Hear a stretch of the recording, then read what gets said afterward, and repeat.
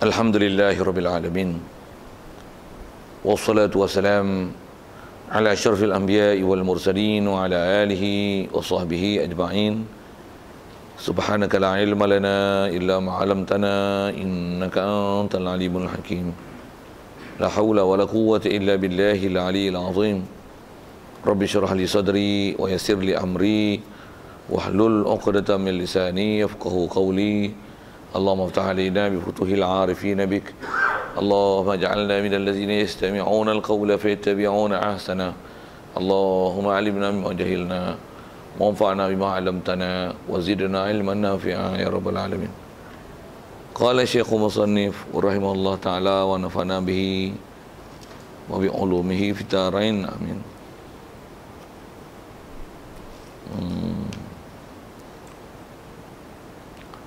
Ke surat 24. Tinggal lama ni tanda untuk ingat.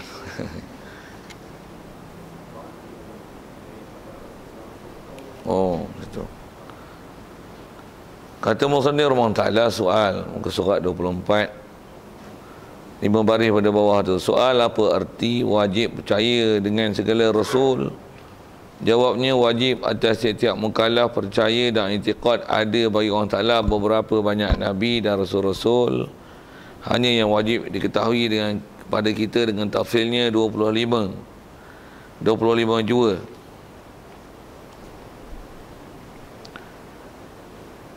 Dan wajib.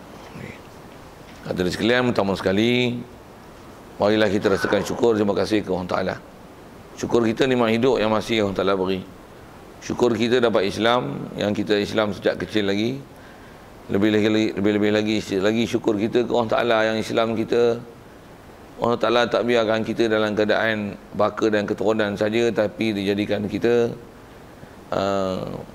hadir ke majlis ilmu, ke masjid, ke surau untuk memahami dan mempelajari ajaran Nabi kita Muhammad sallallahu alaihi wasallam, yang dengan itu dapat kita membenar dan mengiyakan semua ajarannya. Dapat kita mematuhi pula apa saja suruhan dan meninggalkan larangannya. Jadi nikmat diberi kita dalam hidup dalam keadaan Islam, boleh pergi belajar apa ajaran Nabi, boleh membenarkan ajaran Nabi, boleh pula taat patuh perintah dia, meninggalkan larangannya. Ini adalah antara nikmat-nikmat besar Allah Ta'ala beri ke kita, yang kalau lihat sekeliling kita tak ramai orang-orang yang dapat nikmat sebegini. Begitu juga syukur kita, kesihatan, kelapangan masa diberi, juga hidayat taufik dengan mana dia berikan kita keupayaan untuk boleh hadir malam ni untuk solat maghrib berjemaah, dan dia berikan kita pula keupayaan untuk boleh meletakkan diri kita duduk dalam majlis ilmu, berada dalam ruang ilmu, untuk terus kita menyambung pengajian daripada kitab Paku Iman ni setelah kita tangguh sementara untuk Ramadan. Nak ucap selamat Hari Raya pun masuk Zulhijjah dah. Zulhijjah dah masuk haji cepat. So Zulkaidah dah, habis Syawal lah. Macam mana pun boleh ikut doa kullu am wa antum minal aidin wal faizin taqabbalallahu minna wa minkum salihal amal, insyaallah. Amin. Tak faham tu tanya lain benda doa tu. Selalu duk selamat raya maaf zahir batin. Itu usulub kemelayuan. Format doa Melayu tu. Kalau format Arab tak doa gitu. Dia tak ada istilah maaf zahir batin. Raya baru minta maaf zahir batin. Sebelum tu tak pernah minta maaf pun. Kadang-kadang tak pernah buat apa salah pun jumpa pun tak pernah. Salam-salam sama raya maaf zahir batin. Bagus orang Melayu ni. Tu doa versi Melayu lah. Kalau Arab dia tak doa gitu. Bahkan dia doa untuk kita Ramadan yang dilalui tu. Sikit syarah kot tu. Yang saya kata tanya lain tu, terkata juga. Arab doa dia kullu am wa antum bi khair. Maksudnya wa antum bi khair kullu am. Mudah-mudahan kamu ni dalam keadaan baik, sejahtera. Comel kok bunyi belah timur sikit bunyi macam tu. Kamu dalam keadaan comel, molek, bagus. Bila ni? Kullu am, sepanjang tahun. Arab doa dia lagi best. Dan jumpa widak duk doa maaf zahir batin kan? Itu bukan doa tu minta maaf. Kalau ikut kaedah kita doa, doakan kullu am wa antum bi khair. Dapat baik tu macam minal aidin wal faizin, seolah-olah macam orang yang baru kembali kembali baru, seolah-olah baru kembali dilahirkan semula daripada perut ibu, wal faizin, dan seolah-olah macam orang memang sukses betul dalam kehidupan pasal dah berjaya melalui Ramadan dan telah mengisi apa yang sepatutnya serta mengharungi susah payah untuk menjaga diri kita supaya melazimkan diri untuk boleh taat, untuk boleh jaga semua fardu, baik ibadat solat, puasa, begitu juga haloba untuk merebut fadilat-fadilat yang ditawarkan dan dipromosikan pada bulan Ramadan dengan tarawih, dengan tadarus, dengan zikir, dengan ilmu, dengan itikaf dan sebagainya, dengan belanjakan duit di jalan Allah Ta'ala. Jadi doakan mudah-mudahan dapat sukses yang macam tu. Dan doakan pula taqabbalallahu minna wa minkum salihal amal. Semua amalan baik yang kita baik ni mudah-mudahan daripada saya dan daripada kamu Allah Ta'ala terima semua. Best lagi doa Arab tu, boleh ikut tu. Cuma kita rasanya Melayu tak dibudayakan tu. Arab tuan-tuan memang itu lafaz doa dia. Jumpa je kul am wa antum bi khairin minal wa'idin wal faizin taqabbalallahu minna wa minkum salihal amal. Arab ni kalau kita tengok Arab yang betul-betul ikut syarak, mulut dia doa, best. Sikitlah ke sana. Baik, apa yang kita nak masuk ni adalah, kalau ikut nak masuk tajuk baru yang persoalan yang kita bicara adalah bab Nabi Rasul. Baik, persoalan pertama dalam bab ni setelah kita selesaikan kalau ikut yang terdekatnya adalah tentang malaikat, apa kita dah habis bicara. Yang terdekat adalah bicara tentang adanya pahaman yang salah terhadap ibu dan bapa Nabi Muhammad sallallahu alaihi wasallam yang mengatakan mereka ni ahli neraka, yang mereka silap hurai daripada sabdaan Nabi itu dan silap ambil faham, begitu juga tak melihat ada ayat Quran yang menafikan jadinya ahli neraka mereka itu dengan distatuskan mereka sebagai ahli fatrah, atau macam mana istilah ulama ulama tauhid, dan sebenarnya mak ayah Nabi adalah semasuk ahli fatrah, bebas pada api neraka. Jadi fahaman yang mengatakan mak ayah Nabi kita Muhammad sallallahu alaihi wasallam adalah ahli neraka adalah silap besar dalam akidah. Pasal meletakkan orang ahli syurga sebagai ahli neraka salah kan. Itulah tu yang dibahasakan pada ahli neraka tu mak dengan ayah Nabi. Salah besar tu akidah tu. Baik, yang tu kalau ikut yang bicara dulu. Apa kita nak sambung ni adalah kata dia soal apa arti wajib percaya dengan segala rasul pula.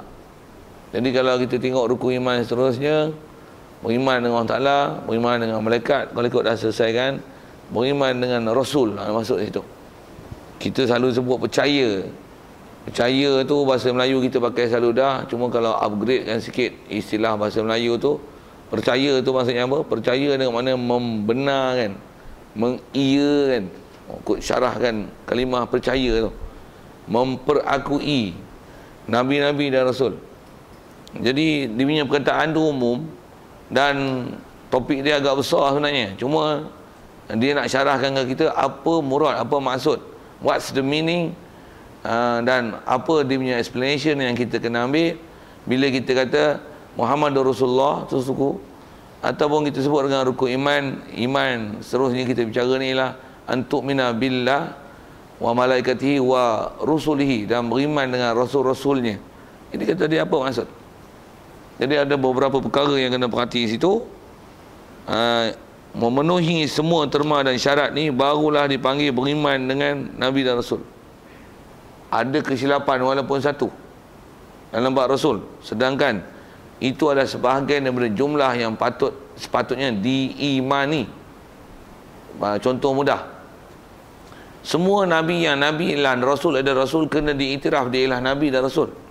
Jika ada dibangkang walaupun satu, walaupun seorang, dan diijma' oleh ulama' mengatakan dia ialah Nabi Rasul tanpa khilaf, kafir. Nak sebut kata fakta mudah yang kalau tak ambil pendidikan tinggi-tinggi pun kita akan buat dapat faham bahawasanya memang benda tu salah dalam akidah. Dan juga kembali pada sipil yang kita dah belajar itu, kalau dengan bab rukun iman 6 tolak 1 berapa?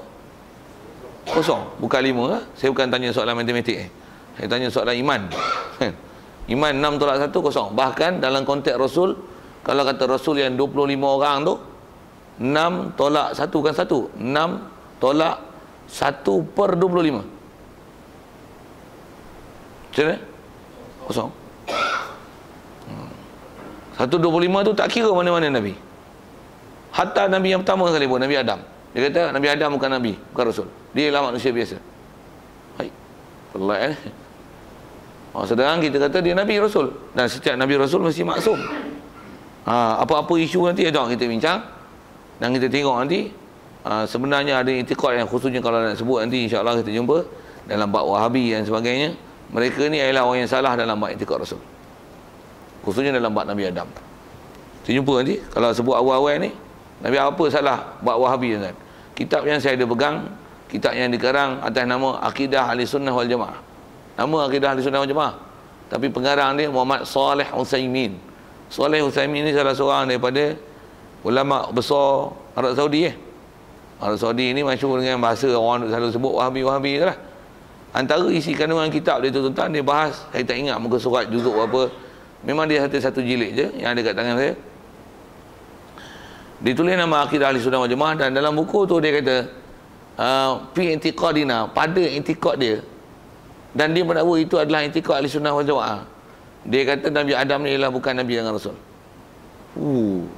Saya baca mula-mula tak percaya tu betul Saleh Utsaimin ni. Memang kita dia. Satu ulama-ulama kita dulu kelahi besar dengan Wahabi.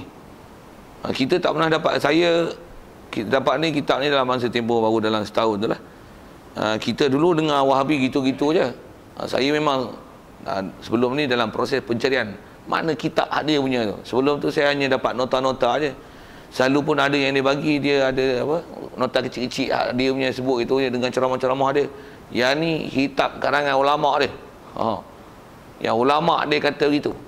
Kalau Wahabi Malaysia tak kata gitu pun saya nak kata ini sikit. Bunyi kata ikut Saleh Utsaimin.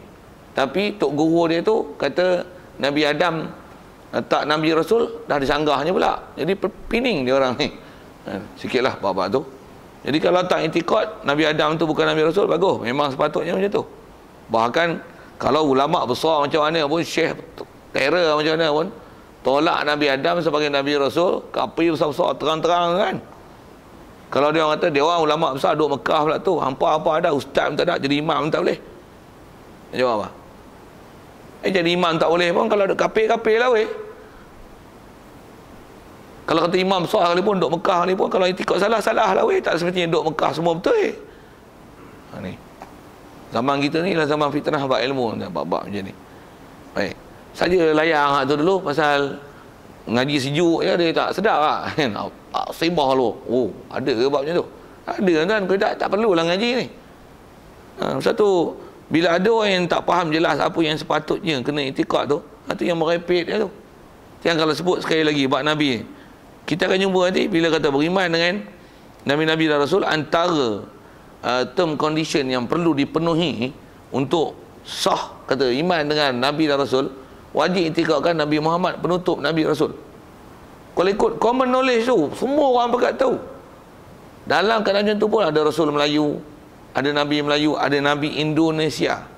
Boleh ada gitu kan. Berapa ramai orang yang mendakwa jadi Nabi selepas Nabi Muhammad lagi. Zaman Nabi pun ada Musailamatul Kazzab. Ya Allah, apalah punya puak-puak ni. Puak-puak tak kira.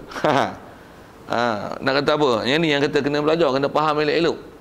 Dia kata apa nak buat, tak dapat hidayat. Dia bukan masalah hidayat, masalah sabab. Masalah sabab, kita cari tak betul.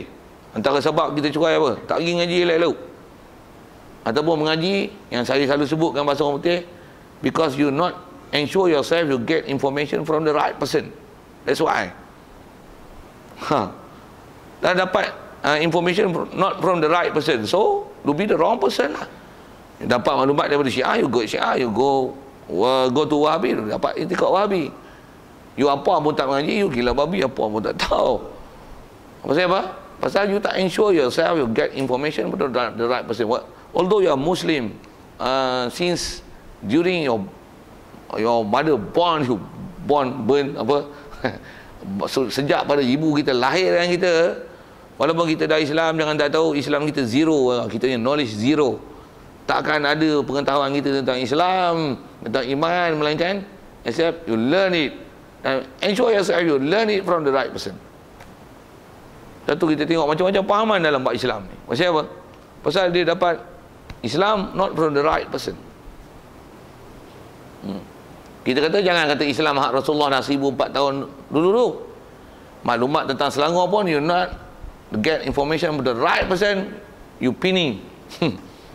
Padahal duk zaman kita kan, zaman ada ICT ni pun, padahal bukan jauh mana, Perak, Kedah, sepadan Kedah, Perak, Selangor kan tu. Satu negeri yang selang dengan Kedah. Tu pun tak boleh dapat maklumat betul. Tu pun belum Amerika, belum Palestin. Duduk dalam negeri Malaysia lagi tu. Geng-geng pun ada orang di Selangor. Tu pun tak dapat information yang tepat tentang negeri Selangor. Saja yang saya nak tunjuk tu. Itu negeri Selangor kan. Ni Nabi yang 1400 tahun dulu. You get information from not from the right person. Oh, terrible. Kalau negeri Selangor pun you tak dapat information yang tepat, terrible. Apatah lagi berakidah yang tak dapat information from the right person. Very, very terrible. Itu kot sikit gambaran terrible akidah dalam bab ni, zaman ni. Kita jumpa nanti insya-Allah. Jumpa pasal dia kena sebut satu-satu. Kitab pun walaupun kecil, besar je bahas ni. Tengok satu-satu. Kalau kita tak perhati rasa macam senang je. Macam dah jadi orang beriman jamin ahli syurga. Bila tengok betul-betul banyak orang punya silap lagi. Banyak tak kerti. Kita mengaji baru kita tahu tak kerti. Dan baru kita boleh detect. Ada detector kat kita. Kita baru ada boleh ada alert alarm untuk bunyi. Dia bunyi apa? Ni salah. Salah ni. Pasal apa? Pasal ada information. Ada hujah, ada dalil, ada rujukan.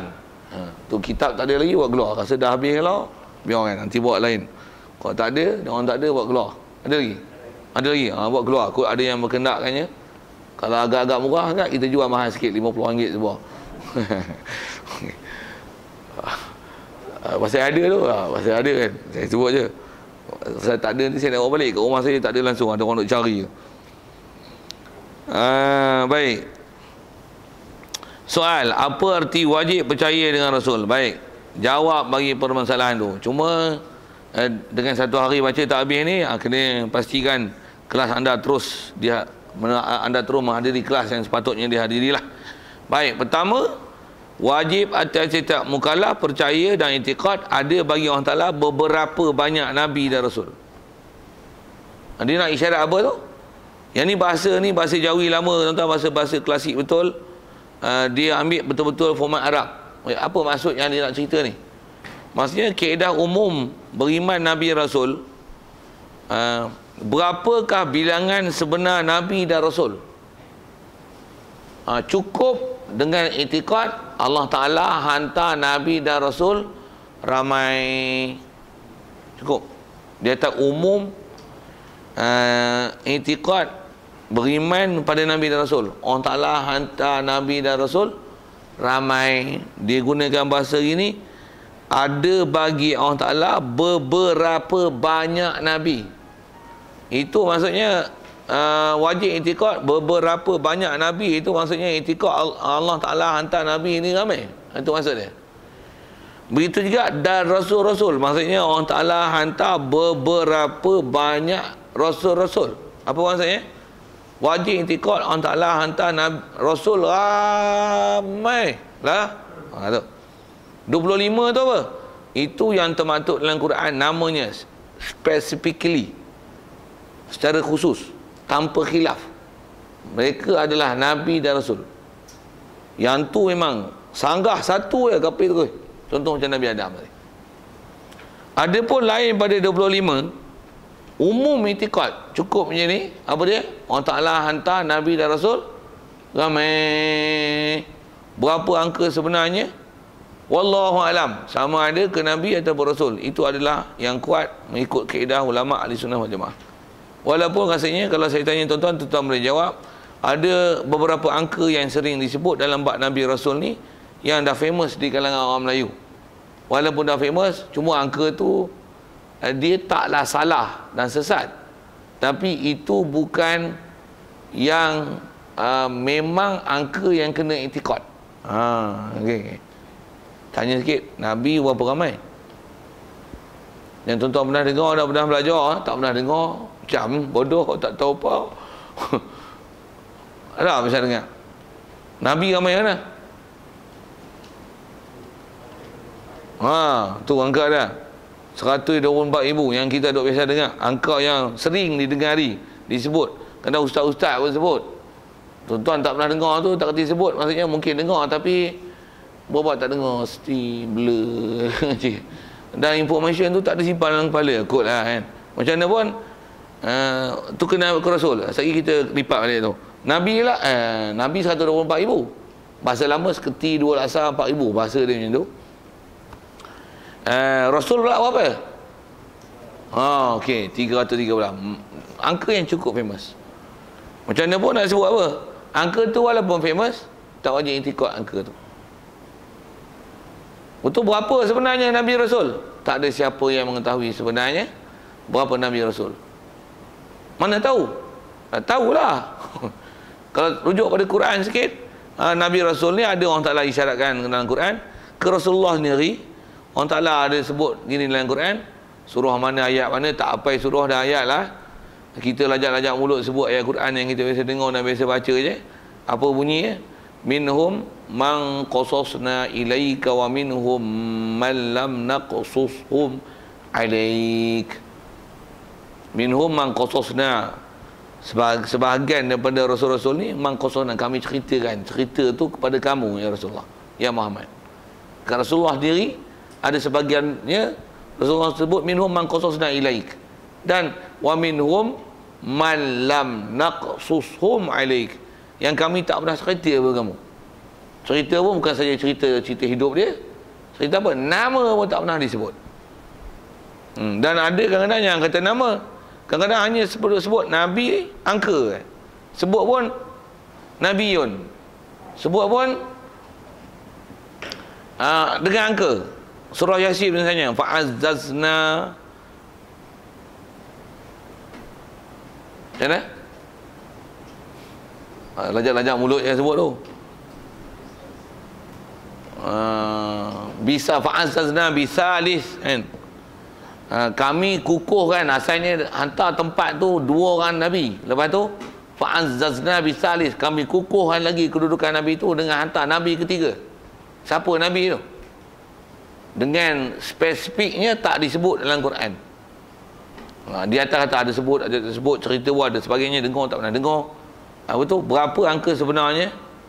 Kalau ke Rasulullah pun ada sebagainya tak pernah dicerita. Itu yang ulama atas kaedah yang kita baca ni, yang dah siap diambil semua intipati daripada Quran hadis, bab angka, tiada angka yang wajib diintikad, cukup dengan intikad Allah Ta'ala hantar Nabi dan Rasul ramai. Nabi ramai, Rasul pun ramai. Kalau nak sebut angka, sebut gini. Ada sebahagian mengatakan Nabi ni sampai 124,000.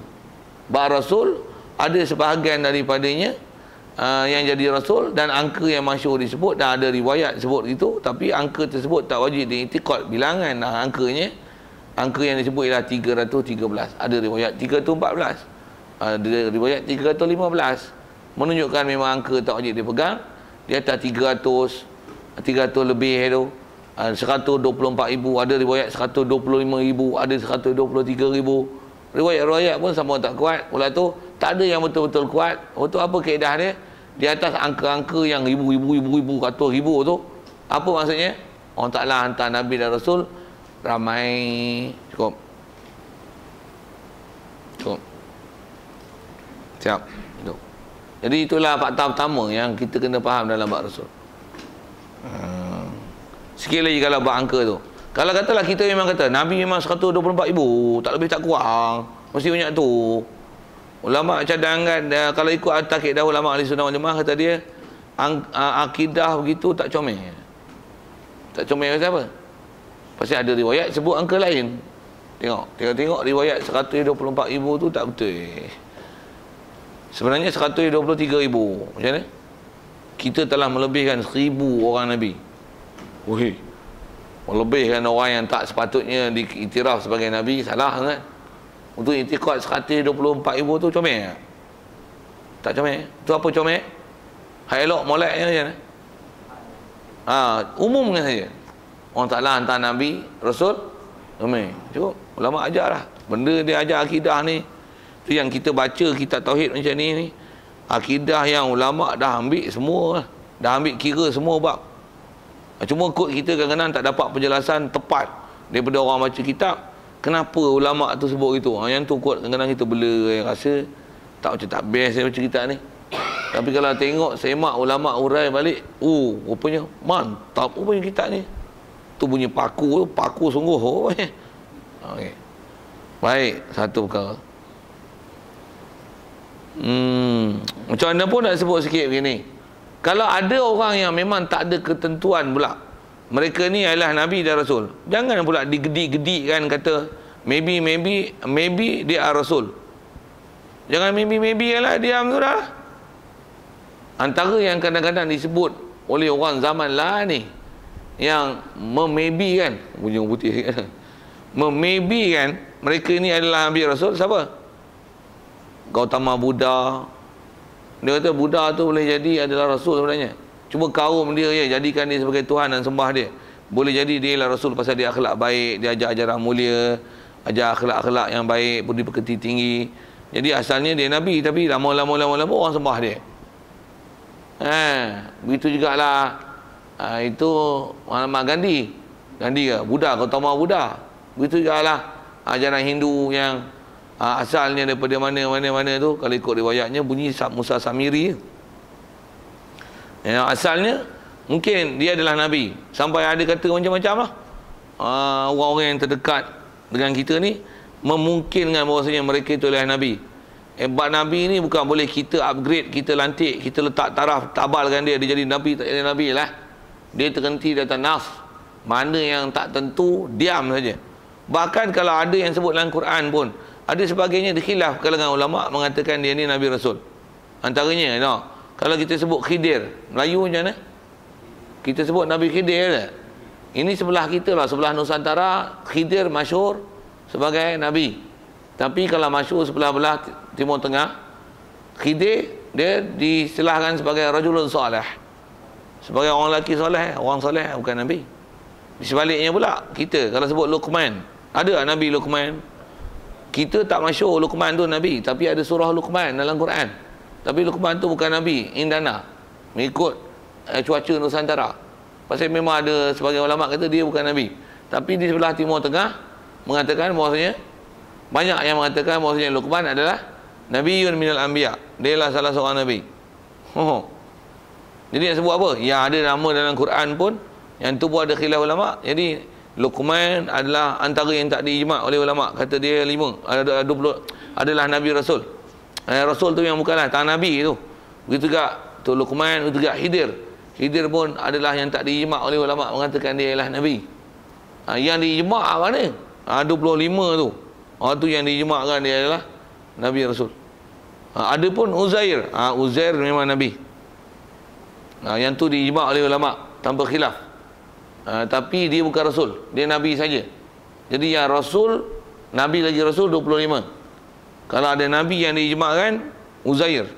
Luqman, Khidir, tidak. Anda nak sebut apa yang biasa ulama kita sebut dan bahas dalam bab siapa Nabi dan tak Nabi ni, yang mesti dipaham prinsipnya. Okey.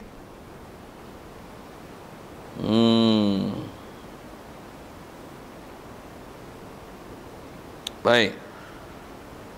Jadi bila wajib i'tiqad Nabi dan Rasul yang telah hantar ramai, hanya yang wajib kita ketahui dengan tafsil. Jadi yang nak tahu terperinci satu persatu adalah 25 orang juga.